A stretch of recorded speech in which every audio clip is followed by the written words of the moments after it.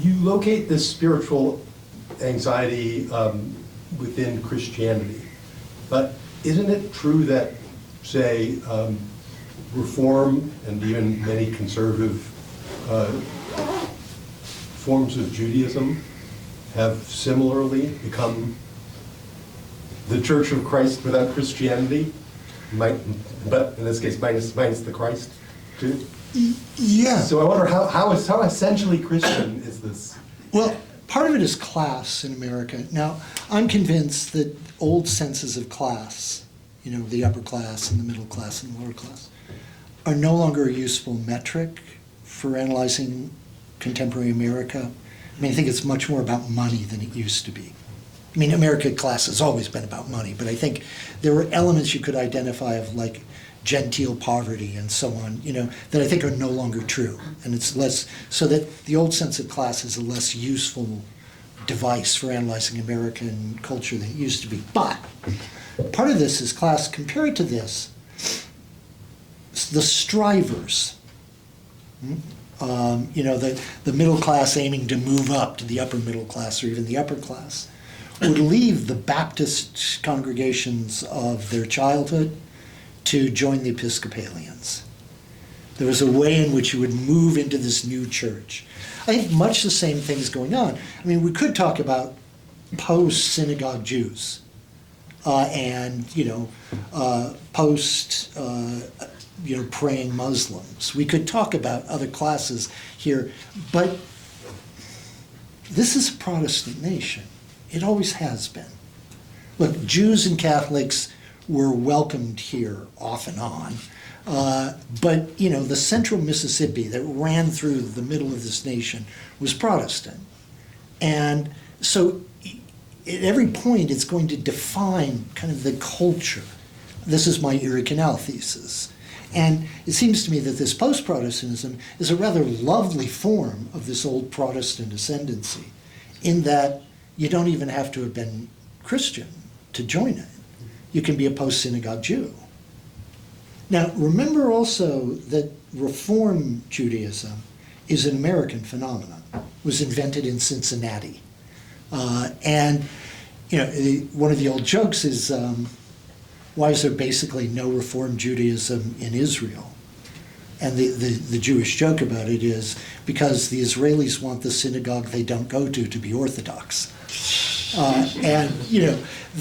that there is a sort of way in which Reform Judaism was already an attempt to identify kind of Judaism that could be put into parallel with the mainline Protestant churches, this kind of religious ascendancy. And so you had Will Herberg's, what was that book, 1964, Protestant Catholic Jew, as a kind of, look, aren't we all really the same?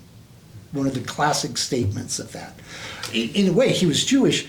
It was incredible chutzpah. Jews at that point were, 3% of the population?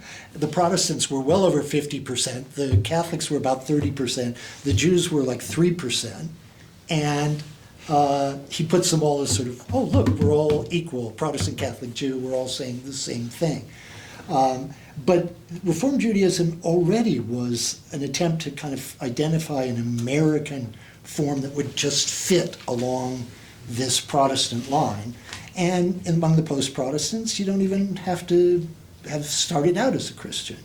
You just have to kind of join the mainstream in the way that, as I opened this, in the way that the strivers would once leave their Methodist upbringings to become kind of general Christianists and go to church at the Episcopalian churches, which were the churches of the upper class. So, brief follow-up. Yeah. So, is it fair to say that then that in your view, original sin is an idea that we sort of breathe, as Americans, have breathed in from the air? So anybody can have these ideas, right? And different religions have had them at different times. I'm not arguing that this is somehow a uniquely Christian idea, or its present form is. But ideas happen in particular cultural ways, in particular cultural places. And in America, that means it's Christian. And more specifically, that means it's Protestant. right? That's the milieu into which this idea of original sin explodes across the nation. And I made two claims about white privilege in this context. One is that it has the spiritual shape, the same logic as the idea of original sin. And then it could just be, not related except to have the same shape. But then the second claim was historically and genealogically, as Nietzsche would use the term, it descends from that. It is part of the same understanding of America that Tocqueville had, this idea that there is a central current of morals and manners. It's just very dangerously, it broke loose from the churches. Churches used to protect us from people who believed in the apocalypse, for instance, It was a place for that dangerous energy to go. Right? Once it's set loose, we have, I was listening to, for my sins, I was up late last night listening to the election returns and some of the reactions to the election returns. And one I heard at least 4 or 5 times is, well, now the planet's going to die. Right? That's an apocalyptic view. But it's the apocalypse let loose from that crazy congregant in your Baptist church who wanted to talk to you, or Pentecostalism, who wanted to talk to you about what's actually going on in Revelation's book 7. It broke loose from those guys, and it's now a kind of mainstream idea in politics. And politics is, I think we have a healthier culture when these ideas have some corral around them, some outlet for themselves that isn't public life. I think of it this way, when in the third idea I mentioned, which was shunning, right, is a Christian idea that broke free from Christianity. You keep people out of the temple until they've repented, right? That's the idea of shunning from the congregation. Well, what's the temple? Once the idea is broken, these ideas have broken loose, the temple becomes public life itself. They have to be banished from public life. They have to be shunned. Not just from, you can't come and take communion, right?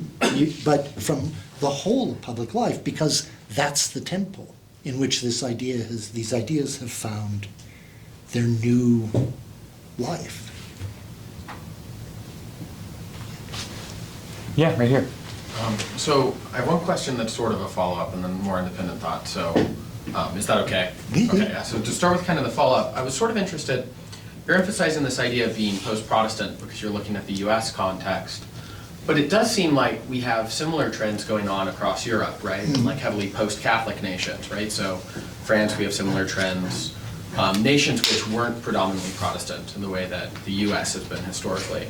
Do you think there's some degree to which your analysis can just be applied to post-Christian nations as a whole? Or is there something distinctive about the way that Protestantism is playing out in the United States as opposed to what we see in, I guess, other contexts? It's a really good question, right? Is there kind of post-Catholic thing here? Now, remember, Northern Europe was all Protestant, right? So this is England, Germany, Scandinavia. Northern France, too. I mean, the Huguenots didn't come from nowhere. But do we really see this in Paris, in Spain, in Italy, the Southern Europeans?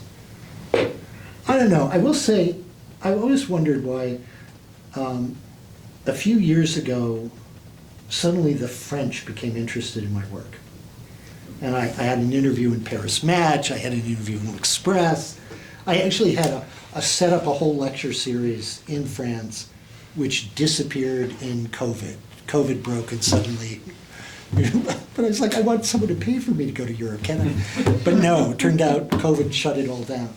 And I wondered why. And I finally asked Laure, the woman who interviewed me for Paris Match, why? And she said, well, what we're really hoping is that this is a Protestant phenomenon so that we in France we can congratulate ourselves for not having it. And I thought, good luck to you. I don't know. But I do think that there are certain inoculations that might help in these Catholic countries.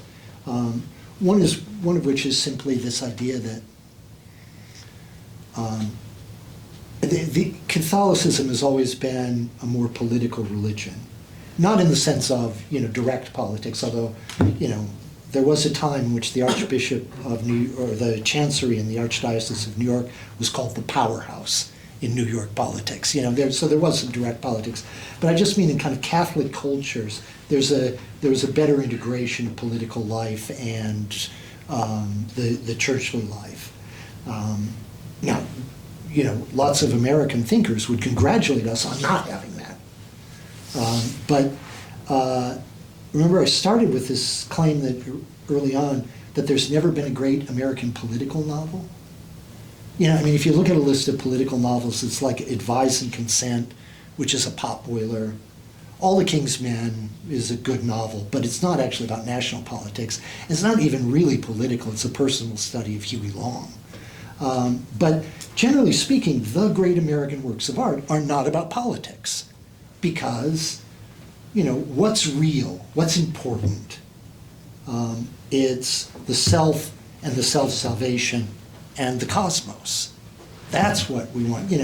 When the fundamental American novel is The Scarlet Letter, or Hemingway would say Huckleberry Finn, or Moby Dick, right? Moby Dick is about a vast metaphor for the hunt for God and the loss of the soul and the cosmos that's indifferent and yet evil and yet also godly. It ain't got anything to do with politics. And we've always had that kind of distinction. I will confess that personally, I'd like to go back to it. I would love to live in a world in which politics didn't matter all that much. But we don't, right?